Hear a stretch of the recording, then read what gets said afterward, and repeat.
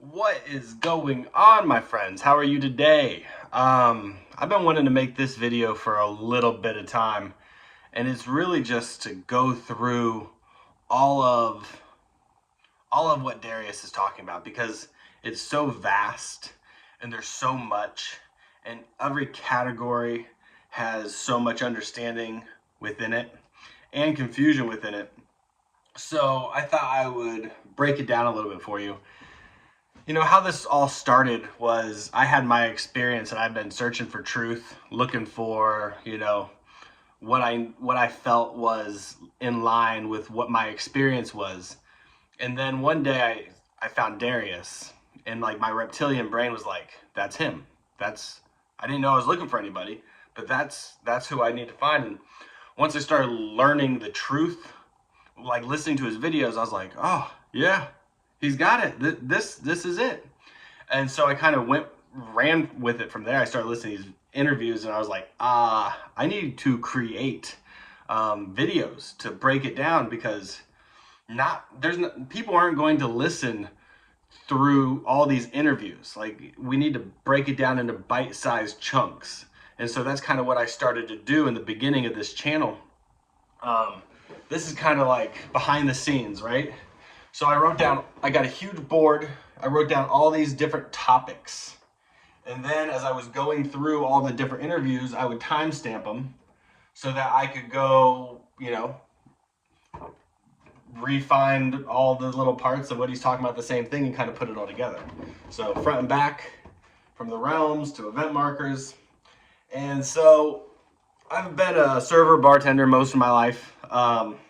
And so that's kind of what I feel. I feel like I'm your bartender. Like, I don't know everything. I don't run the business. I haven't been to the other side. But with my experience and everything I've watched on Darius, I feel like I could help guide some people with a little bit better understanding. So that's what I decided that I wanted to do with this video, was to help people understand the whole spectrum of what there is. So I'm going to go over all these different categories, and I'm just going to hit on stuff really briefly. And there are so many subcategories to these categories, and there's also like more of like an understanding perspective that we don't even get into, of like, how do you think of God, and how do you live your life, and what's important. And so like, it's really cool how much there is, but it can be very overwhelming. So this hopefully will just break down, a little bit of everything. And so if you find a topic that you hear me talk about that you haven't heard Darius discuss too much, or you want deeper, more information on, let me know. I can try to put a video together, whether it's me talking or images and Darius talking. So write that down in the comments. Say what's up. Nice to see you. Let's see. The first one is just straight out of body, of when your soul leaves your sleeping avatar body on the bed. Your electromagnetic pulse of the heart is what keeps your body glued, your soul glued to your body. And when your heart dips low enough, like near-death experience, death, or sleep, your soul can actually leave your body. The electromagnetic field is not strong enough to keep you bound there. And then you have like an imprint of your soul, like of like the way you look now. Like, you're going to still feel like you're in your body. You're going to turn around and you're going to see your body on the bed, and you're like, oh, okay, I understand. But it's more real, and I still am trying to fathom. That sounds crazy to me, but yeah. So that's out of the body. The next is the love frequency. Darius talks about like the knowing. It's a state of, it's a love vibration, a love frequency that everything is created from. And that's where we come from. Though when we get back to the other side, you can create worlds and experience all the different ranges of emotion. But the pureness of where you come from is a good place. You are a loving soul that cares about other people. Despite what's happened to you here and how you feel exactly right now, like, you will realize that you are a good person, you are a good soul, and you were here having a temporary experience. Next, hell. There is no hell, but there is a caveat to this. If you believe strongly enough that there is a hell, then you will temporarily create this temporary hell until you either call it for what it is and break out of it, or have had enough and you reach out and then you're saved and pulled back to the power that you have. But we have to deal with our own mind. So is there hell? No, there is not an actual hell, but there can be a temporary hell that you create until you break free of it. And you don't even have to experience it if you just know that your soul can't be touched, and whatever you see after death is just fake. Like, you just stop believing it. Like, nothing can entrap or hurt your soul. He talks about the soul's battery.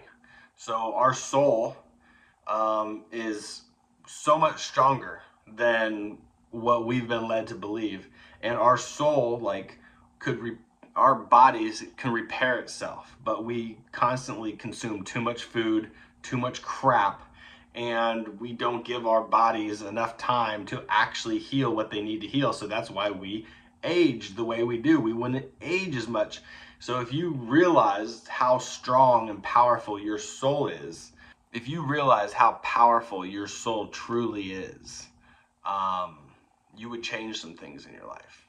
Now he talks about this construct, immovable, and on the other side, fixed firmament, a dome above a flat plane. And within this construct are 12 different realms. And he kind of stacked is the way they say it, but it seems like almost like tuning a TV. Like if you tune to channel 6, you go to level 6, right? Or you go to the realm 6. So it's like they're kind of all here in the same spot, but just at a different frequency and vibration. So there's he doesn't talk about every single realm yet. I don't know exactly why he keeps some, but he must have a reason for why he does that. And so each realm is a story within itself. He talks about, basically the perspective of the soul, of understanding who your soul is before it came here and why it came here. You realize why to be good. Like, you're not auditioning to get into heaven or stay out of hell. You realize you're a good person and you want to help everybody else's experience, and you want to wake up and figure out who you are and why you came here. So yeah, talks about time. Like, we're in a game. This construct, what we're experiencing is a game. So the people on the other side, and if you were to leave your body, you can see the potential futures, you can see the past, you can see now. So that's like the way time works. Like, it's all happening at once. The way he describes time on the other side, it's all happening at once. Like, you can see whatever aspect within this realm. But once you get back to the other side, like, it's your choice. Like, it's still like, it's not measured in the way we think of time, but like, you haven't chosen what you are going to do next. Once you get back, you go through the judgment, you go through the forgiveness of self, you battle your fears, you get back to your power, you remember everything of who you are and why you came in here, and you get all your knowledge back, all your power, all your understanding, and then you'll choose what you want to go create, what you want to go experience. So like, that hasn't happened yet. You are just playing this game right now. So I think people get a little confused on the time. There's the future, these potential futures. If you were to come out of your body, you see your energetic field, you would see like these little portal trailers, right? It would look like you in the future. But that isn't going to come to fruition unless you take the steps to make that work. Now, and you might be able to see more different potential futures and how they play out, which is pretty crazy, right? And then that's also what they were talking about with the future of this place, is like the looking glass shows you what's going to happen, and it's going to happen regardless. Like they've been trying to change it for years, but that's just the way it is. And sooner or later, we will bottleneck the timelines into get to this final event marker of the end of this realm. So a good thing, records, everything is recorded. All the memories, everything you've ever held dear or not held dear is recorded. You are going to be able to go back and watch your life, your dad's life, your mom's life, your friend's life, people you've never met's life. You're going to be able to go in to, like, you were right there in like a VR headset. You're going to be able to smell the room. You're going to be able to feel the tension. You're going to be able to hear the anger or hear the joy, and you're going to be able to see what's happening.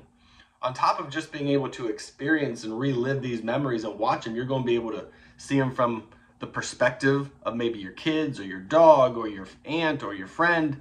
You're also going to be able to see their dimensional spaces in that moment in time. So you're going to be able to see what they were thinking when you were talking to them and they were nodding their head, but they were like, bullshit, right? So you're going to be able to see not only how they acted, but you're going to see how they were really thinking in that moment.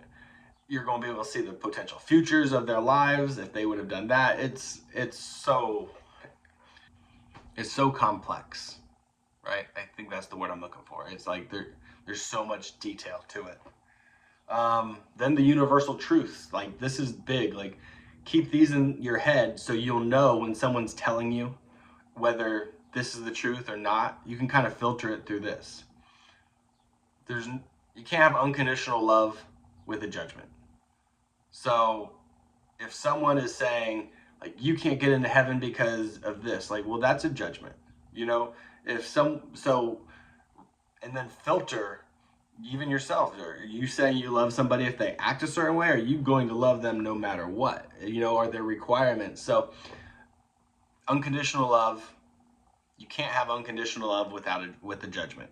That's number one. The second is you can't have ultimate expression of freedom with a limitation.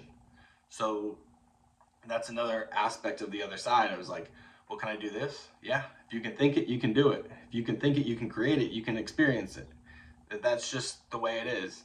So all these religions that have all these stipulations and all these judgments and all these expectations, it's like, no, like you're going to get back in. They might be trying to guide you to live a better life, to not make mistakes, but at the same time, like they're creating a fear that if you don't do it the way they're saying to do it, then you don't get in. And that's just absolutely not true. We could talk angels.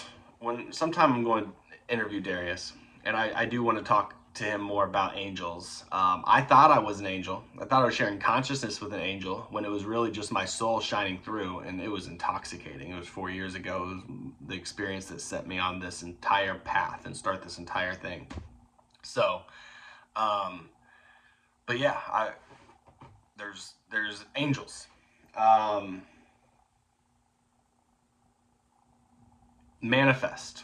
So everybody wants to manifest, and it's almost like if you ever play golf, it's like you have to think of so many different things. You have to have the grip, you have to have the stance, you have to have the bending of the knees and the breath and the arms locked. It's like there's so many things that if you go listen to all the steps you need to do to have a golf shot, when you're actually swinging that club and you're thinking about all these different steps, you have a bad shot because it hasn't just become natural. It hasn't just become second nature to you.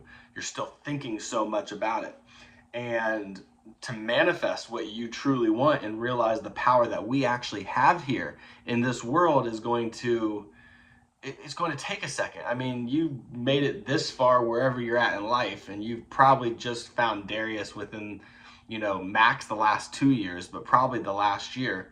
And just because you know you're a God and you do have power, like you want it to change instantly, like it's going to take a little bit. You're going to have to understand, you're going to have to get truthful with yourself, and you're going to have to start to learn how to grow and understand who you are, why your soul came here, ask the questions, stop some of the ways that you were chasing the world. It's put the positive thoughts in there, what you consume, your energetic field. Like, there's just so much. But you can manifest a new life. You can change the way you want your life to be. But it does take a little bit of work, and it takes some mental understanding. We got Antarctica. That's another one. There's a lot of shit going on there. You know, it's an ice wall is Antarctica around this flat plain, and believe there's continents outside of that ice wall that they've kept from us. And there's so much going on with Antarctica. There's no one in this world can agree on anything, but these nations can all agree to keep this place sacred. There's something to it. So there's Antarctica, which is enough fascination within itself. I mean, there's the celebration, right? Like Darius says, in this lifetime, this earth construct, this game, Realm 1 that we're playing, comes to a completion. And it comes to a celebration of a completion where all this despair and problems change and people realize who they are, and it becomes more of a utopia type of life, right? How we get to there from our perspective right now, I don't understand it yet. It seems almost impossible, but our collective consciousness is rising. So all we can do is keep on trying to be the better steward of this life now that we kind of understand that this is an experience, that we can't come here, and that we live forever afterward. Though this earthly construct comes to a completion, you don't end. You will be able to create worlds and live for the rest of eternity, which sounds insane. Will they have another reset and like start over? This maybe, possibly. Maybe this was the last game. Maybe this was the last round. That's why so many people wanted to come in. That's why so many inexperienced souls seem to be here. So many confused souls, people that feel like they're dogs or horses or unicorns. You know, they identify with all this stuff. Well, maybe they spend a lot of their time on the other side in that form, but because the end of this game is happening, they wanted to come experience it before it ended. I don't know. But makes sense. It would make more sense if that was the reason. Sleep paralysis. I've never had sleep paralysis. I wish I had sleep paralysis. But if you do have sleep paralysis, then you have a leg up to have these out-of-body experiences. And when you have these out-of-body experiences, then you can kind of figure out who you are, and you can kind of change your perspective of everything in your life. But a lot of people that have this natural sleep paralysis encounter either a nefarious being or a shadow or something scary. They try to wake themselves up because they have fear. But if you got to get to a point where you know whatever you see is probably there to actually help you, but it's something you've never experienced, so obviously you're going to be more fearful of it. So if you can get to a point where you do not have any fear, there's no fear whatsoever, and you know that your soul is untouchable, then you'll be able to pop out of your body and start exploring. We talk about karma, like that's just in the new age propaganda of hell, right? Is like, if you didn't learn your lesson, or you checked out early, or if you don't get all your missions completed, then you're going to have to come back and do another life. Bullshit. Don't have to. Once you get back, you are free to choose. You can come back into this construct if it's still going on, but you have the freedom and the power to go create, choose, and hang out with whoever you want to hang out with. So don't you worry about it. It's a blue jay. It's a loud ass blue jay. Anyway, let's see. We talk about AI. You know, Darius says that this power of our soul and our abilities on the other side is, AI is the equivalent of an ant biting our toe. That's kind of crazy because AI is pretty smart. It's quick. It's fast. It's taking our jobs. And our abilities on the other side, the comparison is that it's like an ant biting our big toe. dude, that means we are all powerful, all knowledgeable, all ability. It's going to be fun once we get back. Um, but I haven't been able to like find a place where he talks about, you know, AI is taking all these jobs and what are we going to do about that? You know, because I mean, we do now have the technology to replicate enough stuff to create, you know, food, water, shelter for everybody. But we all have gotten to this idea of hoarding and holding on and not sharing. So until we get powerful people that come and change the dynamic of the way this world is run, um, AI is still going to be a sensitive subject for people. But it is kind of cool to know what we get back to. Like if you can even comprehend that we are that much more powerful than AI. Yeah. Ancient info. There's been a bunch of resets inside of this construct. So, I mean, we've the Atlantis, we've had the Jesus, we've had, you know, and I don't know how many resets we've actually have gone through and actually have had. But that's why there's the lost history and the mud floods, and that's why we're finding all these old civilizations with all this detailed artwork and these like mountains that look like petrified trees that have been chopped down, and these, you know, giants that were real that came here before, like, because we were trying to figure out the best avatar to feel, you know, like to feel all the pleasure. And we tried it a couple times. We came down here as giants, we came down here as not as big and bigger than we are now, and we've gotten to like, this is the ultimate, like between 5 feet and 7 feet is kind of like the ultimate like area for our soul to experience the pleasure of this world. So there's a lot of resets, there's a lot of lost history, there's a lot of cool stuff to look at and go find the truth of once we get out of our soul and get out of our body and go check it out. Then constructs on the other side. I mean, like you could go forever between just the realms inside this construct and not and have enough to do, but you can actually step outside of the construct onto like into base reality, and you can see as far as the eye can see all these different constructs. Some bigger than what Earth is, some like a puddle on the floor, but they're all a different soul's collaboration and built experience that you can check out if you want. You can go into them.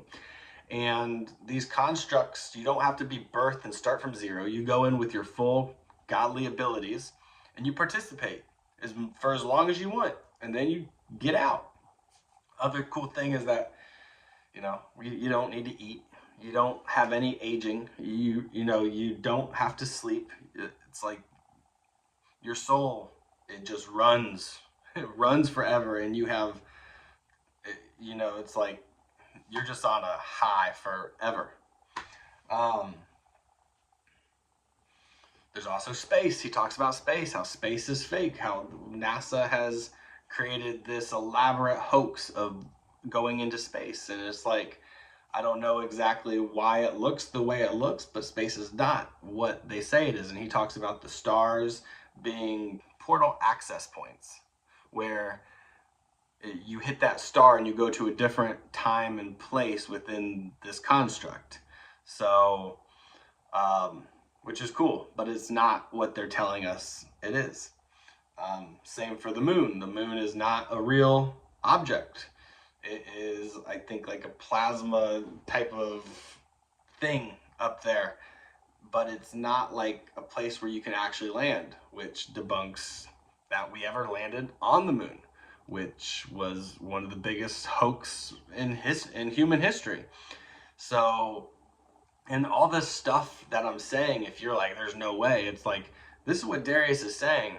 And Darius's mission for this great work, like, what he wouldn't lie. Like, if you come back and tell you you're a soul and you're a god and you're doing all these things, if space was fake, if the earth wasn't flat, like, why would he even add that to his list of what he's trying to explain?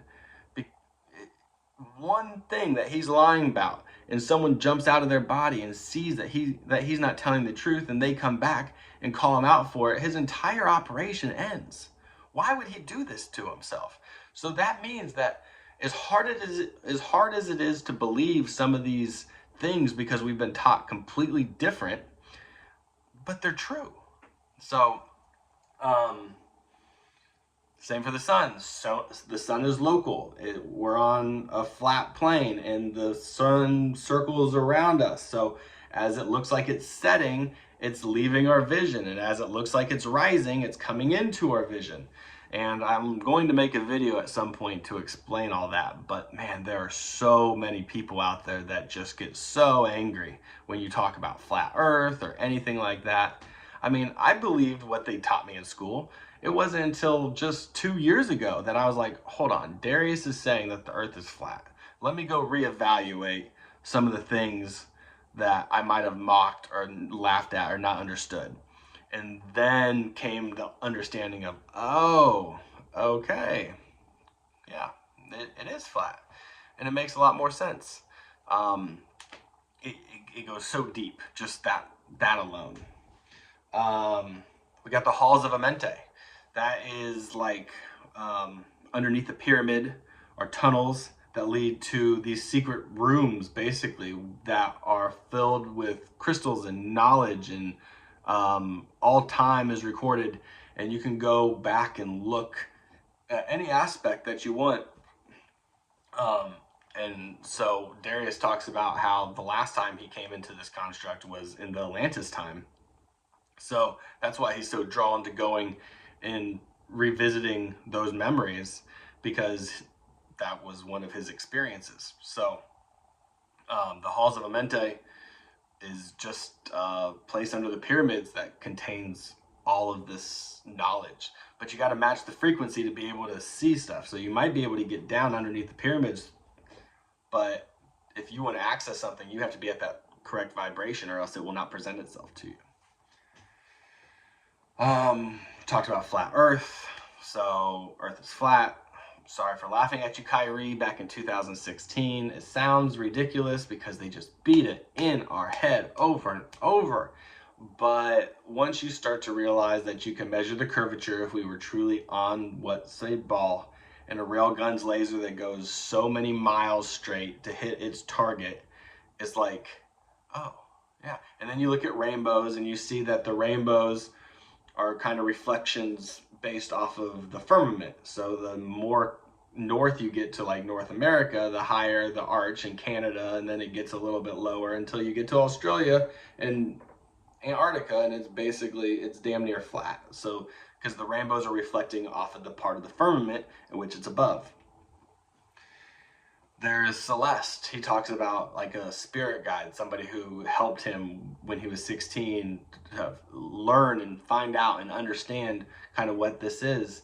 And we have our spirit guides. It's going to be cool to get back to the other side and be like, oh my gosh, what's up? I've known you forever, and you were helping me. And these were the signs and the synchronicities in my life that were lining up with how you were helping me. And I mean, you have people that are cheering for you, that are rooting for you, that are loving you, and are not judging you at all, but want you to figure it out. And you have guides that are helping you. And these people in sleep paralysis that might be scared of what they see, if they were to come out with no fear and say, hey, help me understand, if you saw somebody, they're probably somebody they've known for a really long time that's there to help them. So we all have our spirit guides that are trying to help us wake up in this life. The great work is waking people up to the truth that this is not our home. We did not evolve from monkeys here. Like, we came here to have an experience and experience what we are not. So, I mean, yeah, that's the great work, is, hey, realize that you are a soul, that everybody is a soul. And once you realize that everybody is in the same struggle bus, we are souls and a limitation in this body with amnesia, confusion, and uncertainty that's being poisoned and lied to. It's like you start feeling, you feel more. It's like you might not step on that bug now. I don't want to ruin his experience. You might slow down for that squirrel. You don't want to ruin that experience. Or you might feel compassion and understanding for somebody struggling wherever they're at in this life, and you realize that no matter what your race, nationality, gender is, like, you're trying to figure it out the best you can. And so you realize that you're a God on the other side, but we're all gods. We're all equal. No one is better than anybody else. You just have the ability to enjoy whatever you want to enjoy with all knowledge and all power.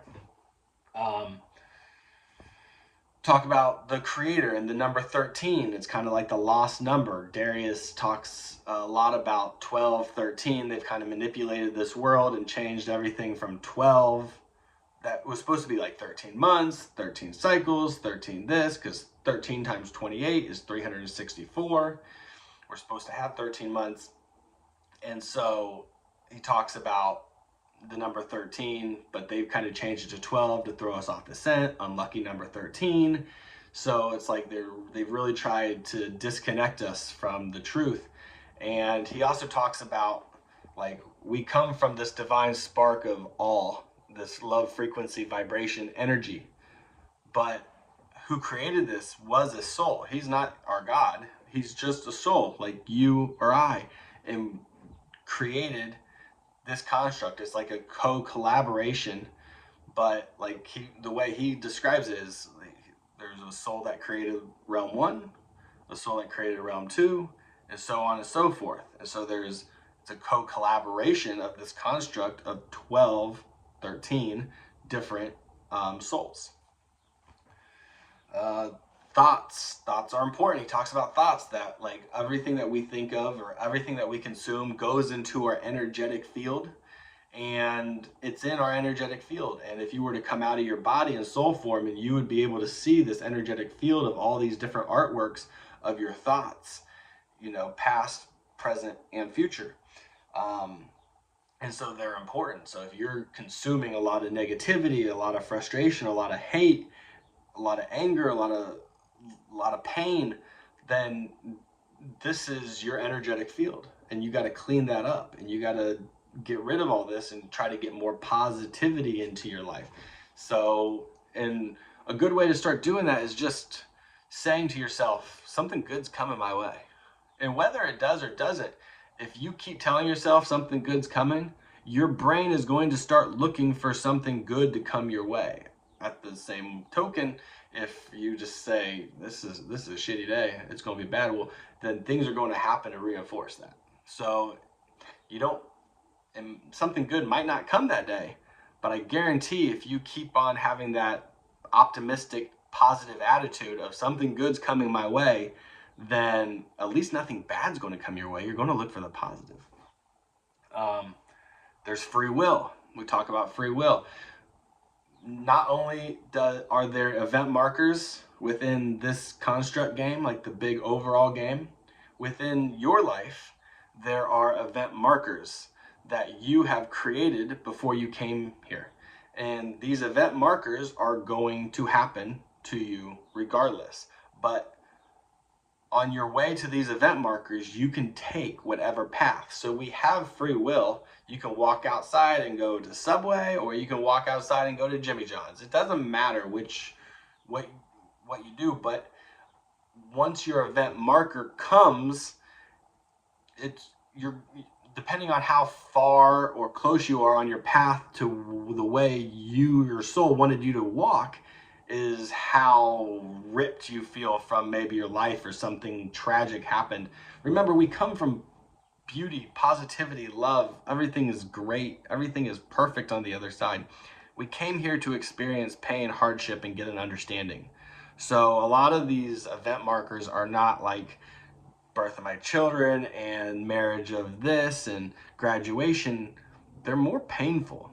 So if you've had tragedy and you've had problems, like, you're going to feel more, your soul, you're going to be happy. Your soul will be on the other side. So let that not define who you truly are. Just know that this is an experience that you're going to have that you might have wanted.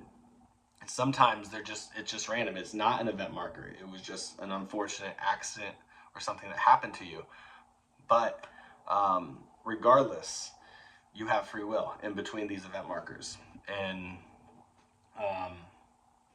talk about his purpose. I mean, like, Darius, like, a lot of people see Darius talking, and he's so stoic. He talks well. He can explain everything. He's confident.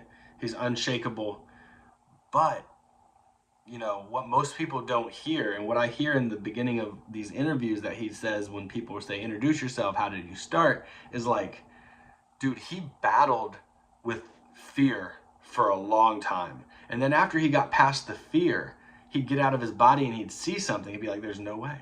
The earth is not flat. I know it's a globe. And then he'd get out and he'd look at it again. He's like, I'm looking at it through my soul eyes. This is flat. Like, they're lying to us. But it took him years because he was indoctrinated just the same way that we all have been. So don't get mad that we've been indoctrinated. Just understand that we have been lied to. And it's a little different than the way they want you to believe it to be, because they want you to give your power away. They don't want you to realize that you are a powerful soul, that you have power here, that you are a god, that you are having a temporary experience, that you get back to home, that you are an immortal being. They don't want you to know all that shit. But you do now. Few more. We got judgment. Judgment's big. Like, there's nobody judging you. Your soul, you will judge yourself. And once you get back, you've walked with yourself your entire life. You know the truth of your heart. You know the deceptions. You know all the stuff of the reasons why you did it. And you're going to be able to look back and you're going to be able to see, you know, what you did. There's going to be like a trailer play out of, you said this that was really nice and it sparked this love and this path for this person, and you're going to feel overwhelmed with joy. And then you're going to see maybe where some words tore somebody down and put them on a negative spiral in life, and you're going to see the pain that your words caused, and you're not going to like that because that's not who you are. And you're going to feel that pain of hurting somebody else's experience. So kind of the measuring stick is, are your words helping or are your words hurting? Now, if your words are hurting, get them to neutral. And if your words and actions are neutral, try to get them to helping. And that's kind of the measuring stick of the soul. Speaking of soul, the soul cannot be stopped. The soul cannot be harmed. Like, you can bend somebody, you can break somebody here, their spirits, you can crush them, you can kill them, but you can't kill the soul on the other side. No one's going to imprison you. You have ultimate power and authority, but you have to know that you have ultimate power and authority, or else you're going to experience that temporary bullshit that's going to seem not cool. So remember, your soul cannot be touched. No one's can. Powerful, all being created soul. Talk about our past lives. Like, we have been here for a very long time. We've had experiences. We've been connected. We've done all kinds of shit. And then somebody created Earth. And we've played these different versions of this game on Earth multiple times. So, but like, this Earth is almost like the college of your entire life. Like, the Earth hasn't been here as long as we've been around. In this game, this construct, Earth isn't going to be going forever either, like we are. So people have come in here. He says most people probably have like a handful of past lives. It's not a crazy number. Some people on the other side, our souls have never come in here and incarnated. Some people have this is their first time around. Some people might have been here 20 or 30 times. It's hard to tell. You'll know when you get back. You'll get all your memories back. But our past lives, our reincarnations, are a very small aspect of our complete soul records. So let that be known. You are a God, and you get all your loved ones back.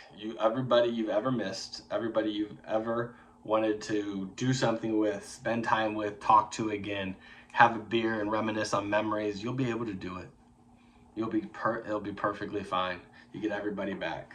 So If there's anything you heard in there that you want to go deeper on and know more about, like I said, there's so many subcategories to just these categories. There's so much stuff to consume. So I hope you kind of got an understanding of the whole spectrum of what Darius talks about and all the different aspects. So I appreciate you guys tuning in, and I hope you have an awesome day. So peace.